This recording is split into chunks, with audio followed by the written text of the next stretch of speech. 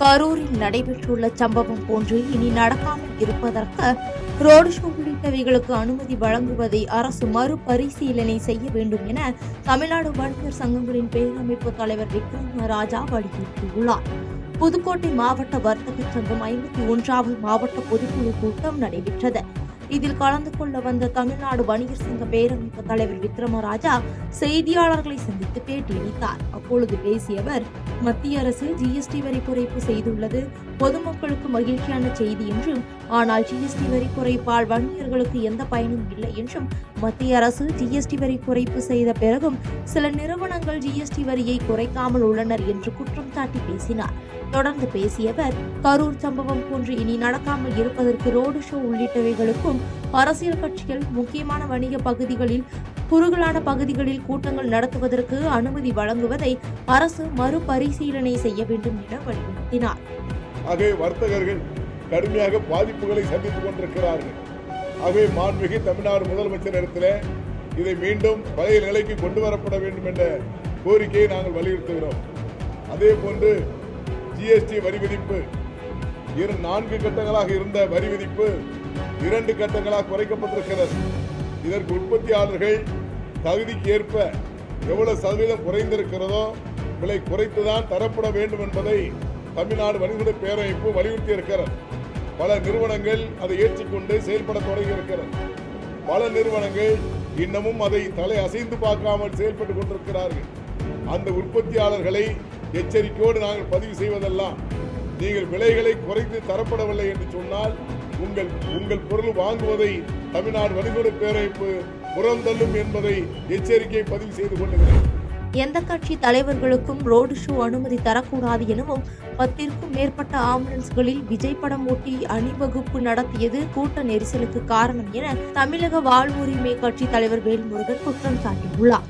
வேலூர் மாவட்டம் பள்ளிக்கொண்டா சுங்கச்சாவடியில் தமிழக வாழ்வுரிமை கட்சி தலைவர் வேல்முருகன் செய்தியாளர்களை சந்தித்து பேட்டியளித்தார். அப்பொழுது பேசிய அவர், கரூர் பிரச்சார கூட்டத்திற்கு குறிப்பிட்ட நேரத்திற்கு வராமல் 10 மணி நேரம் காலதாமதமாக விஜய் வந்ததே கூட்ட நெரிசலுக்கு காரணம் எனவும், உச்சபட்ச சினிமா நடிகரை பார்க்கும் ஆர்வத்தில் கட்டுக்கடங்காத கூட்டம் கூடும் என்பதை முன்கூட்டியே அறிந்து விஜய் அதனை ஒழுங்குபடுத்தி இருக்க வேண்டும் என குற்றம் சாட்டி பேசினார். தொடர்ந்து பேசிய அவர், அரசு சார்பில் பணியில் இருக்கும் நேர்மையான நீதிபதி நீதியரசரை அமர்த்தி இந்த துயர சம்பவத்திற்கு காரணமானவர்களை கண்டறிந்து உரிய சட்ட பிரிவுகளின் கீழ் கைது செய்யப்பட வேண்டும் என வலியுறுத்தினார். மேலும் இனி வரும் காலங்களில் விஜய்க்கு மட்டுமல்ல எந்த ஒரு அரசியல் கட்சி தலைவர்களுக்கும் ரோடு ஷோ செல்ல அனுமதி தரக்கூடாது என வலியுறுத்தினார். பல்லாயிரக்கணக்கான மக்கள் கூடியிருக்கிற இடத்துல விஜய் ரசிகர்கள் எங்ககிட்ட இவ்வளவு ஆம்புலன்ஸ் இருக்கு அப்படின்னு விஜய் படத்தை ஒட்டிக்கிட்டு கொடியை கட்டிக்கிட்டு அந்த நடு வீதியில அந்த ஆம்புலன்ஸ் ஹார்ன் அடிச்சுட்டு சைரன் போட்டிட்டு அவங்க போயிருக்காங்க. அதுல தள்ளுமுள்ளில் இருந்து பல பேர் கீழே மயங்கி விழுந்திருக்கிறாங்க. ஆக இது முறையாக இந்த கூட்டத்தை ஒழுங்கு செய்ய வேண்டியவர்கள், வழிநடத்த வேண்டியவர்கள் முறையாக அதை செய்யவில்லை. அதனால் இதற்கு கண்டிப்பாக உரிய பணியில் இருக்கிற நீதிபதியை கொண்டு விசாரணை நடத்த வேண்டும். ஒவ்வொரு குடும்பத்திற்கும் உரிய இழப்பீடு வழங்க வேண்டும். இந்த 40 படுகொலை தான் இது ஒரு படுகொலையாக கருதி அரசு உரிய நடவடிக்கைகளை மேற்கொள்ள வேண்டும் என்று தமிழக வாழ்வுரிமை கட்சி கேட்டுக்கொண்டு அனைவருக்கும் ஆழ்ந்த இரங்கலை பதிவு செய்கிறது.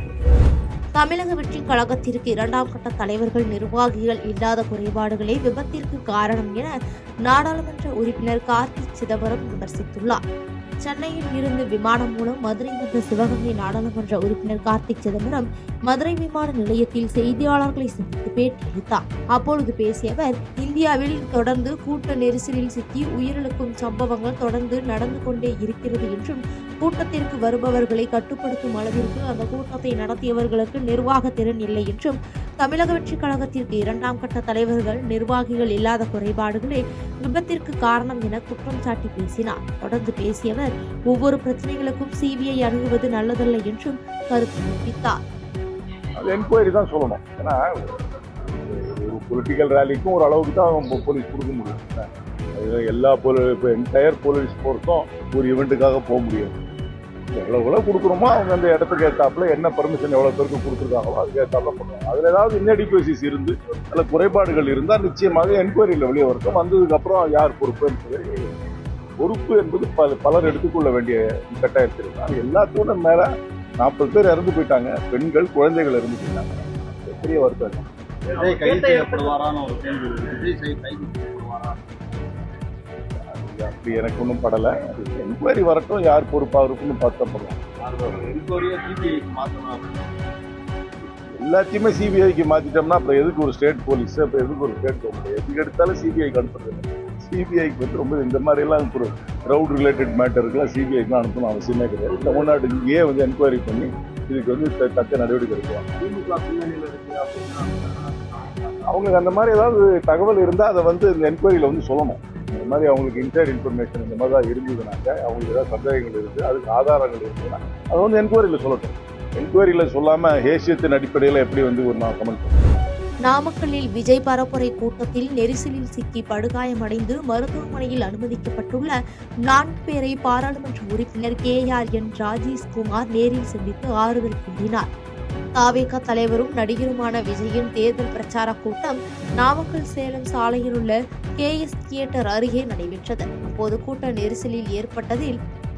அப்போது ஏற்பட்ட கூட்ட நெரிசலில் சிக்கி பெண்கள் உட்பட 33 பேர் மயக்கமடைந்தனர்.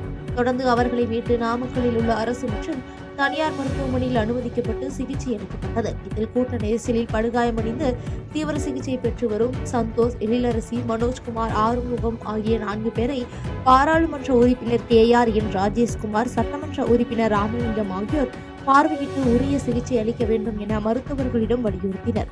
இதனையடுத்து KRN ராஜேஷ்குமார் நாமக்கல் மாவட்ட ஆட்சியர் துர்காமூர்த்தியை சந்தித்து அரசு மற்றும் தனியார் மருத்துவமனைகளில் தீவிர சிகிச்சை பெற்று வரும் சந்தோஷ், எழிலரசி, மனோஜ்குமார், ஆறுமுகம் ஆகிய 4 பேருக்கும் முதலமைச்சர் நிவாரண நிதி உதவிகளை பெற்றுத்தர நடவடிக்கை எடுக்க வேண்டும் என கோரிக்கை மனு அளித்ததாக செய்தியாளர்களிடம் தெரிவித்தார். முதலமைச்சர் அவர்கள் அறிவித்திருக்கிற அந்த நிவாரண உதவிகளை பெற்று இங்கே வழங்க வேண்டும் என்று மாவட்ட ஆட்சித்தலைவர் அவர்களை சந்தித்து நமது நாமக்கல்லை மாவட்டத்தை சேர்ந்தவர் பல்வேறு மருத்துவமனைகளில் இருக்கின்ற காரணத்தினால் அந்த தகவல்களை, அந்த மனுவை மாவட்ட ஆட்சித்தலைவர் அவர்களிடத்திலே வழங்கியிருக்கிறேன்.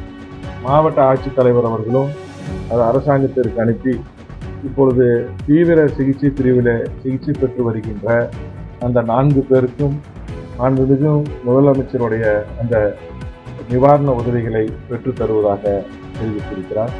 இந்த 4 பேருத்தையும் நான் சேலத்திலே நியூரோ ஃபவுண்டேஷன் மருத்துவமனையில் அனுமதிக்கப்பட்டிருக்கக்கூடிய எழிலரசி அவர்களை சந்தித்து காலையிலே உடல் நலத்தை விசாரித்தேன். அவருக்கு நரம்பு சம்பந்தப்பட்ட அளவிலே இந்த தீவிர சிகிச்சை அளிக்கப்பட்டு வருகிறது. பூம்புகார் அருகே சாயாவனம் கோயிலில் தொல்லியல் துறையினர் கல்வெட்டு தமிழ் எழுத்துக்கள் ஆய்வு செய்யும் பணியில் ஈடுபட்டுள்ளனர். மயிலாடுதுறை மாவட்டம் சீர்காழி அருகே பூம்புகார் சாயாவனம் பகுதியில் புயலினும் இன்மொழியால் சமேத சாயானேஸ்வரர் கோயில் உள்ளது. இந்நிலையில் தமிழக முதலமைச்சர் மு.க.ஸ்டாலின் உத்தரவின்படி பூம்புகார் கடற்பரப்பில் ஆய்வு மேற்கொள்ளப்பட்டு வந்த நிலையில் சாயாவனத்தில் உள்ள கோயிலில் ஆய்வு செய்யும் பணி தொடங்கி நடைபெறுகிறது. மேலும் கோயில் சுற்றுச்சுவர் முழுவதும் பல்வேறு அரிய தகவல்கள் அடங்கிய தமிழ் எழுத்துக்கள் பொறிக்கப்பட்ட கல்வெட்டுகள் முழுமையையும் தொல்லியல் துறை இணை இயக்குநர் சிவானந்தம் தலைமையில் சிற்றெழுத்தர்கள் கல்வெட்டுகளில் படிமம் எடுத்து ஆய்வு செய்து வருகின்றனர். மேலும் இக்கோயிலுக்கு உரிய நிதி ஒதுக்கீடு செய்து தொல்லியல் துறை மூலம் பராமரிப்பு பணிகளை மேற்கொள்ள வேண்டும் என அப்பகுதி மக்கள் வலியுறுத்தியுள்ளனர்.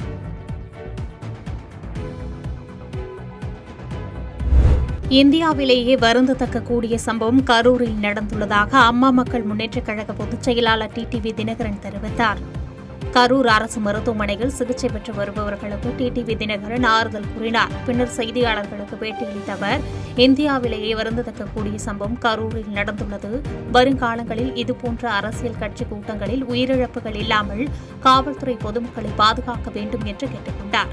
அரசியல்வாதிகளும் கட்சி நிர்வாகிகளும் பொதுக்கூட்டத்திற்கு வரும் மக்களின் பாதுகாப்புகளை உறுதி செய்ய வேண்டும் என்று தெரிவித்த அவர், தன்னுடைய கட்சியை சேர்ந்த நிர்வாகி குடும்பத்தினரும் ஒருவர் இறந்துள்ளார் என்று கூறினார். தமிழ்நாட்டில் உள்ள அனைத்து அரசியல் கட்சியைச் சேர்ந்த தலைவர்கள் மற்றும் நிர்வாகிகள் இது போன்ற கூட்டம் வருங்காலத்தில் நடத்தக்கூடியவர்கள் மிகவும் கவனமாக இருந்து காவல்துறையும் மிகுந்த அக்கறையோடும் பொறுப்போடும் செயல்பட்டு இது போன்ற உயிரிழப்புகள் ஏற்படாமல் பார்த்துக் கொள்ள வேண்டும் என்பதுதான் நமக்கு இந்த பேருமிக்க சம்பவம் கொடுத்திருக்கின்ற பாடம். அதை தாண்டி நான் அரசியலாக இதில் நான் எதையும் பார்க்கல. இது ஒரு விபத்து. இந்த விபத்தில் யாரையும் குறை சொல்லி பேசுவதால எந்த பலனும் இல்லை. முறையான பாதுகாப்பு அளிக்காததே கரூர் உயிரிழப்புகளுக்கு காரணம் என்று சமூக சேவகர் சார்லஸ் மார்டின் குற்றம் சாட்டியுள்ளார். புதுச்சேரி மாநிலம் காரைக்கால் பகுதியில் JCM மக்கள் மன்றங்களை திறந்து வைத்து சமூக சேவகர் சார்லஸ் மார்டின் 2000க்கும் மேற்பட்ட ஏழை எளிய மக்களுக்கு நலத்திட்ட உதவிகளை வழங்கினார். பின்பு செய்தியாளர்களை சந்தித்த அவர், கரூரில் நடைபெற்ற துயரமான சம்பவத்திற்கு தான் மிகவும் வருத்தப்படுவதாகவும், இம்மாதிரி ஒரு விஷயம் நடந்திருக்காமல் இருக்க அரசுதான் உரிய நடவடிக்கை எடுத்திருக்க வேண்டும் என்றும், அரசாங்கத்தின் தவறே இதற்கு காரணமாக தான் பார்ப்பதாகவும் தெரிவித்தார். விஜய் பிரச்சாரங்களில் அதிகப்படியான கூட்டம் வருகிறது என்று தெரிந்தும் முறையான பாதுகாப்பு அளிக்காதே கரூர் உயிரிழப்புகளுக்கு காரணம் என்று குற்றம் சாட்டினார். ஒரு வாரமும் பண்ணிட்டு இருக்காரு. அவருக்கு வந்து கூட்டம் வந்தாலும் இவ்வளவு பெரிய கூட்டம் வருது தெரியுது. தெரியும் போது காவல்துறையோட வேலை என்ன? இதுக்கு உரிய நடவடிக்கை ப்ரொடெக்ஷன் கொடுக்கணும். அதுதான் அவங்களோட வேலை. மக்களை காக்கக்கூடியதான் காவல்துறைன்னு வச்சிருக்காங்க. அந்த காக்கி சட்டை போட்டுட்டு இது மாதிரி தவறான விஷயங்கள்லாம் உடல் போறது நல்ல விஷயம் இல்லை. இது சிபிஐ என்கொயரி வச்சாதான் இது உண்மையான விஷயம். அது நம்ம எதுவுமே பத்தி சொல்ல முடியாது. சிபிஐ என்கொயரி வச்சதுக்கு அப்புறம் தான் இது உண்மையான விஷயம் என்னங்கிறது நம்ம கண்டுபிடிக்க முடியும். நாமக்கல்லில் பொதுமக்களுக்கு இடையூறு ஏற்படுத்தும் வகையில் பேனர் வைத்ததாக தமிழக வெற்றிக் கழக நிர்வாகிகள் மீது வழக்கு பதிவு செய்யப்பட்டுள்ளது. நாமக்கல்லில் நேற்று முன்தினம் தவிக தலைவர் விஜய் பரப்புரை செய்தார். இதனையொட்டி அவரை வரவேற்கும் விதமாக கட்சி சார்பில் பேனர்கள் வைக்கப்பட்டது. இந்நிலையில் அவ்வாறு வைக்கப்பட்டிருந்த பேனர்கள் பொதுமக்கள் மற்றும் போக்குவரத்துக்கு இடையூறு ஏற்படுத்தி வருவதாகவும், அனுமதி இல்லாத இடத்தில் பேனர் வைக்கப்பட்டதாக தெரிகிறது. இதனைத் தொடர்ந்து அனுமதி இல்லாத இடத்தில் பிளக்ஸ் பேனர் வைத்தது உள்ளிட்ட 7 வழக்குகள் நாமக்கல் மேற்கு மாவட்ட தமிழக வெற்றிக் கழகத்தின் செயலாளர் சதீஷ் உள்ளிட்ட பலர் மீது நாமக்கல் நகர காவல்துறையினர் வழக்கு பதிவு செய்து நடவடிக்கை மேற்கொண்டுள்ளனர். திருச்சுழி அருகே சுமார் 1500 ஆண்டுகள் பழமை வாய்ந்த சிவாலயத்தில் புனரமைப்பு பணியின் போது பழங்கால தங்க தகடுகள் கண்டெடுக்கப்பட்டுள்ளது. விருதுநகர் மாவட்டம் திருச்சுழி அருகே SP கல்விமடை கிராமத்தில் சுமார் 1500 ஆண்டுகள் பழமை வாய்ந்த சிவாலயம் உள்ளது. இந்து சமய அறநிலையத்துறை கட்டுப்பாட்டில் உள்ள இந்த திருக்கோயிலில் தமிழக அரசு சார்பில் ரூபாய் 2,10,00,000 நிதி ஒதுக்கப்பட்டு புனரமைப்பு பணி நடைபெற்று வருகிறது. இந்த பணியின் போது சிவலிங்கத்தின் அடியில் சுமார் 4 மனித உருவம் பொறிக்கப்பட்ட தங்க தகடுகள் மற்றும் ஒரு ராஜா உருவம் பொறிக்கப்பட்ட சிதிலமடைந்த தங்கத்தாலான தகடுகள் போன்றவைகள் கண்டெடுக்கப்பட்டுள்ளது. இதனை அப்பகுதியைச் சேர்ந்த சுற்றுவட்டார கிராம மக்கள் கண்டு ரசித்து வருகின்றனர். கரூர் கூட்ட நெரிசல் ஏற்பட்ட இடத்தில் 2வது நாளாக ஓய்வு பெற்ற நீதிபதி அருணா ஜெகதீசன் தீவிர விசாரணை நடத்தி வருகிறார். கரூர் கூட்ட நெரிசல் சம்பவம் குறித்து விசாரணை நடத்த ஓய்வு பெற்ற நீதிபதி அருணா ஜெகதீசன் தலைமையில் ஆணையம் அமைக்கப்பட்டுள்ளது. நேற்று மாலை அருணா ஜெகதீசன் ஆணையம் சார்பில் 5 பேர் கொண்ட குழுவினர் நெரிசல் ஏற்பட்டு பலர் உயிரிழந்த கரூர் வேலுச்சாமிபுரத்தில் ஆய்வு மேற்கொண்டனர். அப்போது அங்கிருந்த பொதுமக்களிடம் நடந்த சம்பவம் குறித்தும் கேட்டறிந்தனர். தொடர்ந்து கரூர் அரசு மருத்துவக் கல்லூரி மருத்துவமனையில் நெரிசலில் சிக்கி காயமடைந்து சிகிச்சை பெற்று வருபவர்களிடம் விசாரணை நடத்தினர். இந்நிலையில் 2வது நாளாக இன்று ஓய்வு பெற்ற நீதிபதி அருணா ஜெகதீசன் விசாரணை நடத்தினார். சம்பவம் நடந்த இடம் மருத்துவமனை, உயிரிழந்தவர்களின் வீடுகளுக்கு சென்று விசாரணை நடத்தினார்.